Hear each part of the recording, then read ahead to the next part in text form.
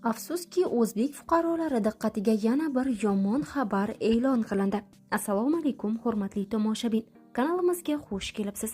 Video roligimiz ostida bir dona like hamda podpisatsiya tugmachasini bosib qo'yishni yodingizdan chiqarmang. Davlat raqami tushirilgan brelok. Bunaqasi aniq hech kimda yo'q. Buyurtma asosida o'zingiz xohlagan mashina raqamini chiqarib beramiz. Juda sifatli va kamyob. Odamlar ko'rganida og'zi ochiladi. Xullas, mashinasi borlar uchun ajoyib sovg'a bo'lishi aniq.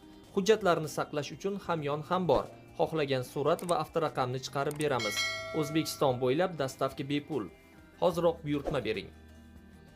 Xususiy klinikada burun operatsiyani o'tkazgan departament xodimi vafot etdi. Ijtimoiy tarmoqlarda Farg'ona viloyatining Farg'ona shahrida joylashgan xususiy klinikada burnini operatsiya qildirgan 33 yoshli prokuratura xodimi vafot etgani haqida xabarlar tarqaldi. Bosh prokuratura matbuot kotibi Hayot Shamsuddinov holat yuzasidan munosabat bildirdi. Ma'lumotlarga ko'ra, erkak Farg'onadagi xususiy klinikalardan biriga burun suyagini operatsiya qildirish uchun o'z oyog'i bilan kirgan, biroq qaytib chiqmagan. Operatsiya soat 18:00 da boshlangan. 22:30 da esa bemorning vafot etganligi ma'lum bo'lgan. Hozirda xodimning vafoti bilan bog'liq holat yuzasidan prokuratura tomonidan tergovga qadar tekshiruv o'tkazilmoqda. Ma'lumot uchun, ismi qisqartirilgan M.M. marhum iqtisodiy jinoyatlarga qarshi kurashish departamenti Farg'ona viloyati boshqarmasi tezkor bo'limi tezkor vakili lavozimida ishlagan bo'lganligi aytilmoqda.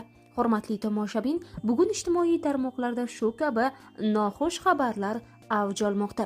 Barchangizdan ehtiyot bo'lishingizni hamda ishonchli poliklinikalarga yoki shifoxonalarga murojaat qilishingizni, o'zingiz va yaqinlaringiz salomatligini qassob doktorlarga ishonib topshirmasligingizni so'rab qolamiz. Katamizda professional shifokorlar topiladi albatta. Uning eng tezkor hamda muhim yangiliklarni biz sizga taqdim etishda davom etamiz.